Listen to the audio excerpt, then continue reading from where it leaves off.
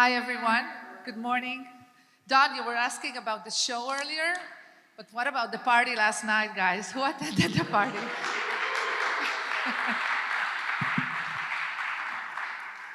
So yeah, that was a good one. So I'm Jekka Glassman. Nice to be here. Super excited to host today's keynote Good guest. to be here. Chris, the president of BELLA+CANVAS and Alo Yoga, is going to talk to us a little bit about the market trends, the economic trends, supply chain challenges. So, Chris, what's going on there in the economy? Well, I think for all of us in the room, whether you're in the print community, the design community, one of the things that's really cool is, from an economic standpoint, I think we all know we're in the roaring 20s again. And whether you look at the performance of the stock market, the amount of investment that's coming from private equity and just investment banking in general, we're seeing, company valuations, particularly in our space, in the apparel and sort of the associated accessory space, valuations that are off the charts. I don't know if anyone saw On Running just several weeks ago went public, had a valuation of $11 billion. There are other brands out there that are getting valuations that are 12, 13, 14, 15 times revenue, even up to 20 times revenue. And so from the standpoint of investment and opportunity in our category and channel, we're in completely unprecedented times, which is really interesting. And the cool thing about it is that it's creating not only opportunity for companies to invest, because capital is so easily accessible, the best interest rates that we've ever seen, but also just the access to capital. You'll literally hear private equity firms say that they have to put money to work. They are all working aggressively, which is part of why valuations are as high as they are, to put more money into the marketplace, which means more development, more investment, more hiring, better wages, better salaries. All of that is really good for the economy, and it's great for our industry. Okay, and what about the apparel inflation and some of the supply chain challenges that we're seeing? How do you see those dynamics fit in? Yeah, so I would say probably the thing we have to watch the most, and we talk regularly to economists just to guide decision making that we have to do in our business. The thing that's the most sort of concerning thing hanging out there, although I wouldn't say it's a huge concern yet, is if you look historically, when we've had periods of recession, and of course we had the pandemic, which was an artificial impact on the economy for a period of time. But after that, when the economy has recovered, one of the things that's happened is that inflation has accelerated faster than wage growth. And eventually that catches up to where the growth stops and the economy over a period of 2 to 3, 4 years can slip back into recession. What we've had so far this year is that wage growth has actually outpaced inflation. And there actually is no model for that. So historically, economists have never seen a period of time where wage growth has outpaced inflation. And we're all hearing about this, and we hear about it from the standpoint of supply chains, how difficult it is to hire employees. You're having to pay hourly wages that are the highest that we've ever seen before, and it's still difficult to find people.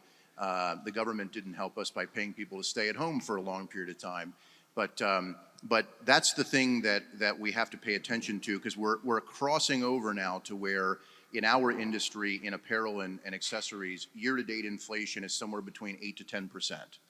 And supply chains are sort of behind the curve, so things will get more expensive. That could climb to 15, 18%, at which point we're well beyond wage growth.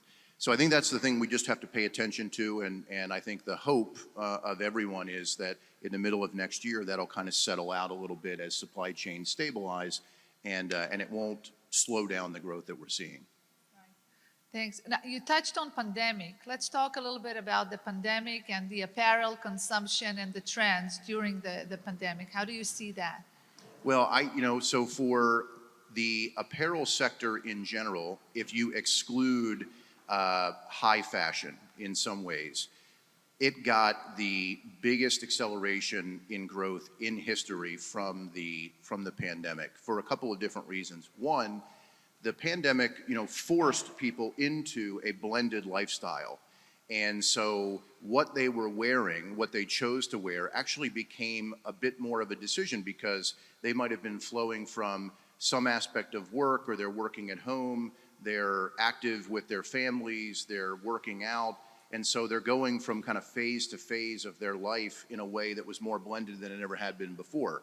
And so you're more thoughtful about what you're wearing. And that's one of the reasons in the athleisure category, which obviously affects Alo's business significantly, we saw this incredible acceleration during the pandemic and a shift more back toward basic athleisure type products, t-shirts, sweatshirts, comfortable garments to wear and to transition from one aspect of your life to another. The other thing that we saw was our society became much more message driven during the pandemic. People, whether it was a political message or whether it was their feelings about the pandemic, their feelings about vaccinations, any number of things. You can't look at anything on social media today and not get a sense of where people stand on issues.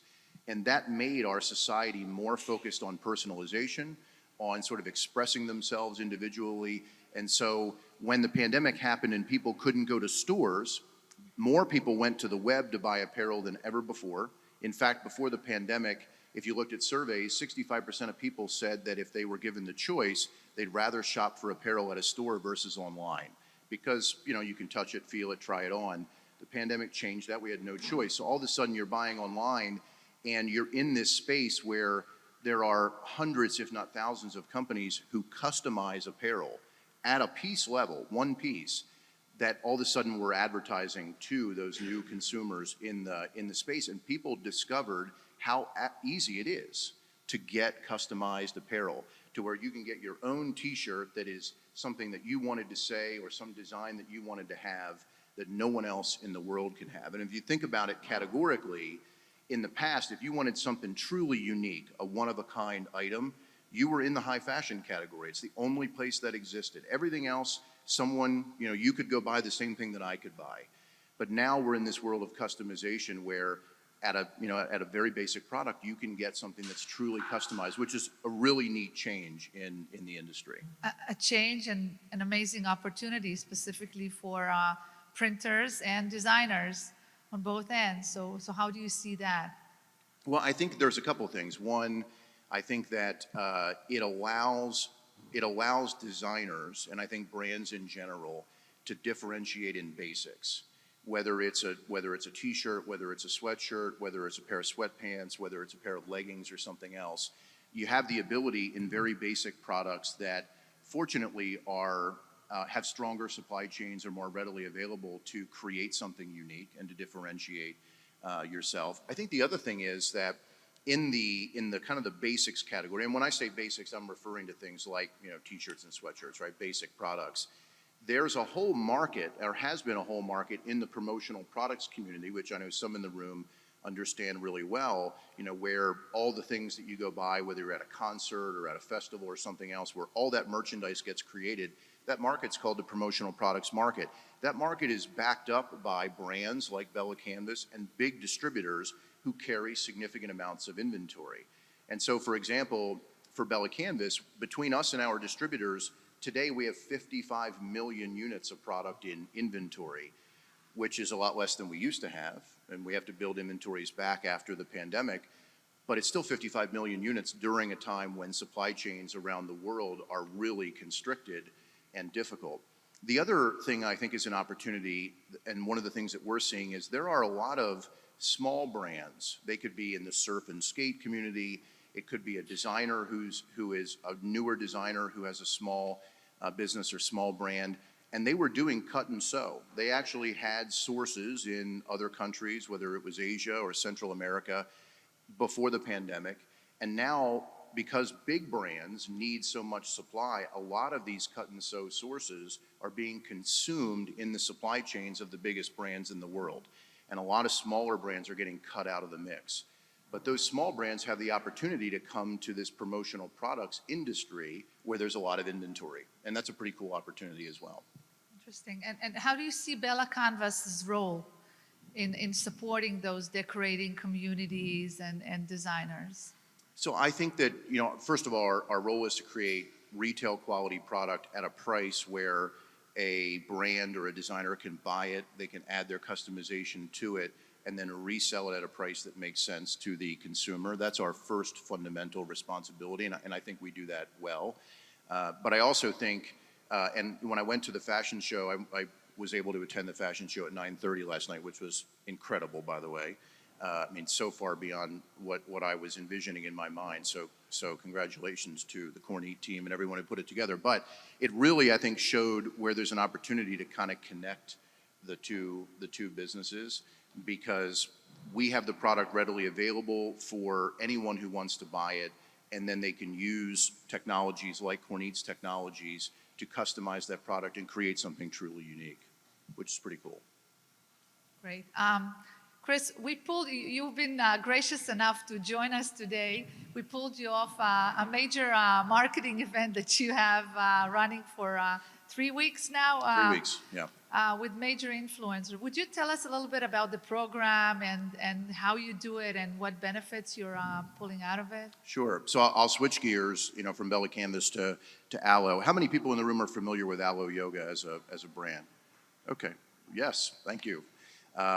So one of the things that Alo has done from its very early days is we've been big believers in social media, and therefore big believers in the influencer community.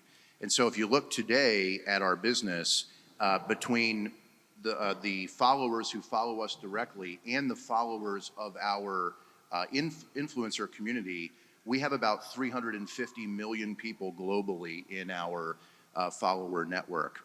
And we're extending that network all the time. And one of the things that we did back in June for the first time was we created an experience called the Alo House, which you may have seen on social media if you follow the brand, where we created a wellness retreat for a week at a house in West Hollywood, beautiful house. And we brought, during that week, 7,000 influencers through that house. And they had all different types of wellness experiences using Alo products. And of course, they posted during that period of time. And that event actually made Alo the third highest earned media value brand in the world in the month of June.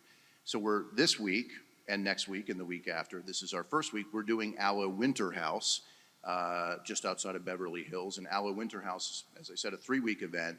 And you can see it on social media. We've been posting for the past couple of days where the influencers come and they might go through an ear seeding experience, or they'll practice yoga there, or they'll get a beauty treatment using Alo's products. But the idea is to use the influencer community to spread a message about the brand. And one of the things that we know for sure is that people today make decisions about products based upon what they consider to be their close community. And even though they follow people who they've never met and they never will meet, they consider that person in their community, in their close community. So it's almost like a friend telling you, hey, I use this product or I use this brand and I love the brand. And so if you're in the game and you are not really thinking about how to use influencers, and then of course by extension social media in general to grow your businesses, you have to make it your number one priority from a sales and marketing standpoint. What's the entry level influencer that can join the program? Or you mean come to Alo Winter House? So generally speaking, 500,000 followers. Yeah, easy, exactly. But there are people who will come to Alo's Winter House who have 10 million, 15 million followers, 100 million followers. We've had multiple celebrities there this week, and we've been doing this for a long time, and so we've learned a lot about it over the years, and the brand has been very successful with it. But influencers who have 20,000, 50,000 people, especially for a small business or a small brand or an up-and-coming designer, you have an incredible opportunity. You don't need 500,000 followers to start making an influence. Eventually, you get there. Incredible. Well, that sounds like an amazing program, Chris. Thank you so much. I don't know if there are any questions from the audience. There's one here.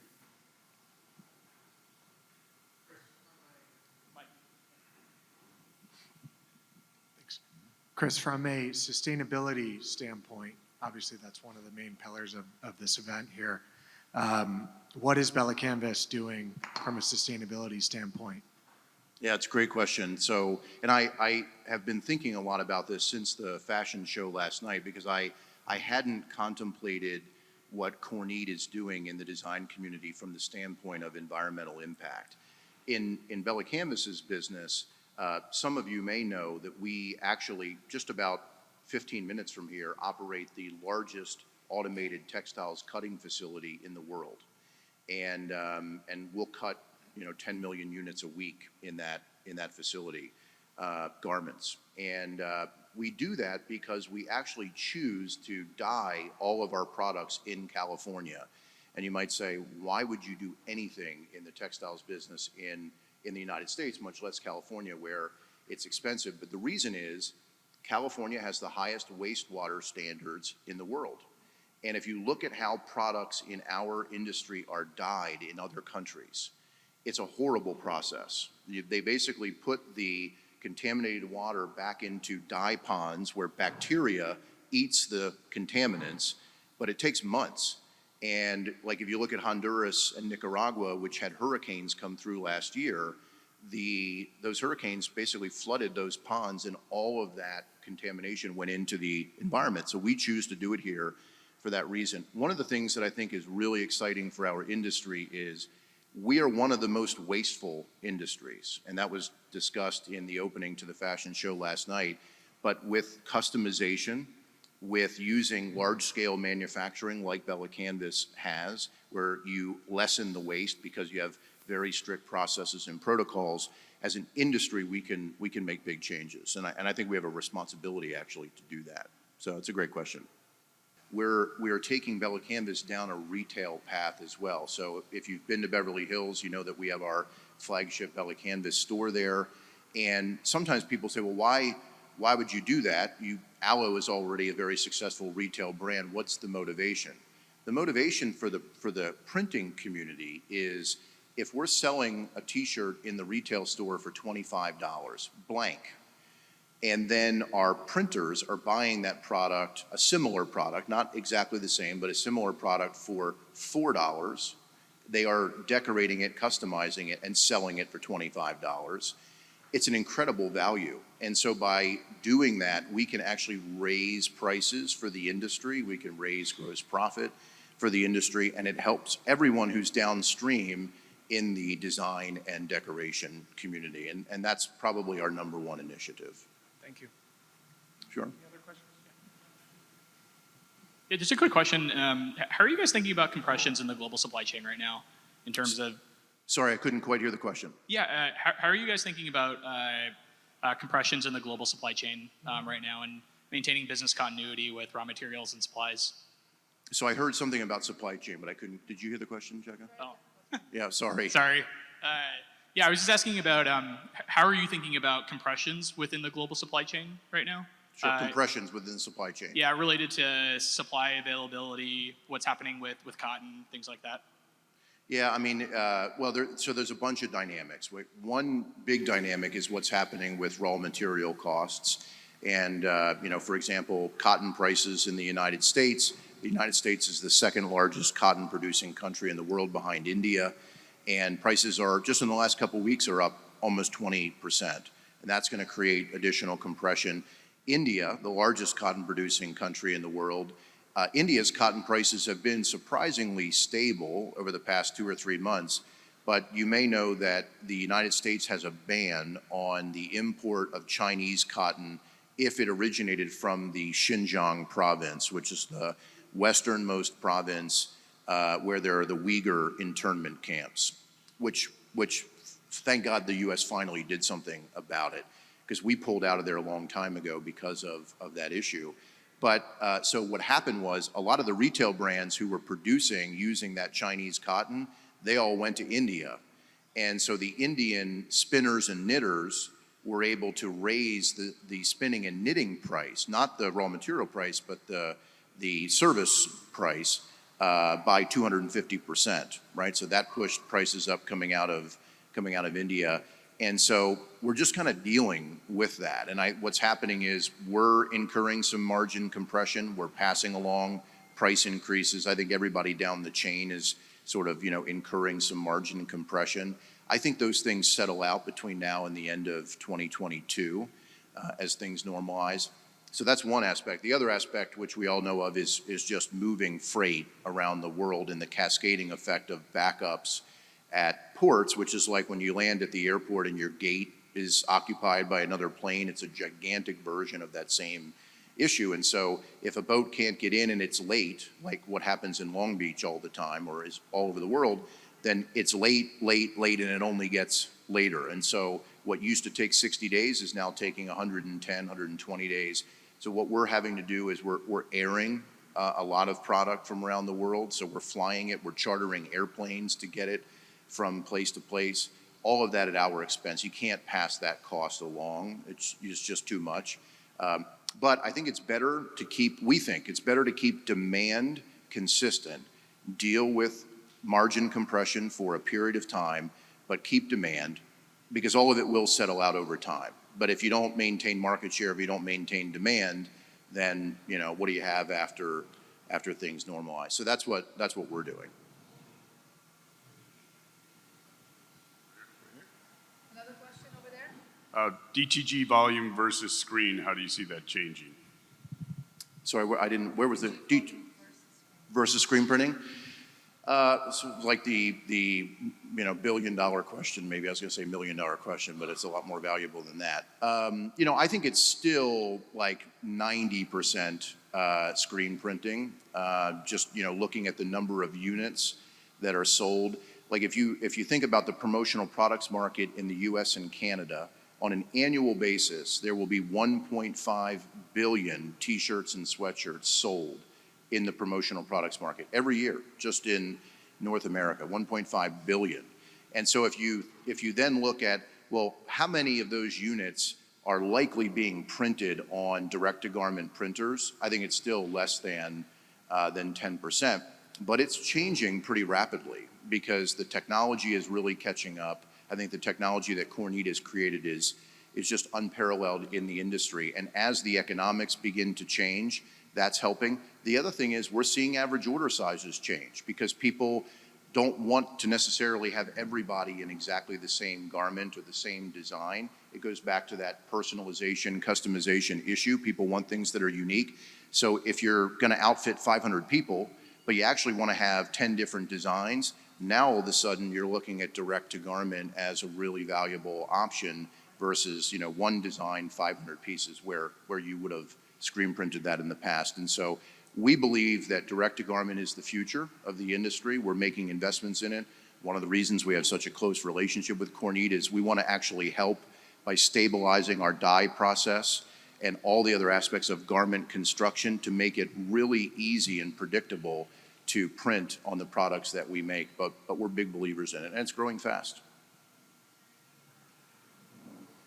Well, Chris, thank you so much for thank the you. time, for the insight, and most importantly for the partnership and sharing, the core values of Of course, absolutely. on-demand sustainable. Thanks, everyone. Good luck. Perfect. Thank you so much.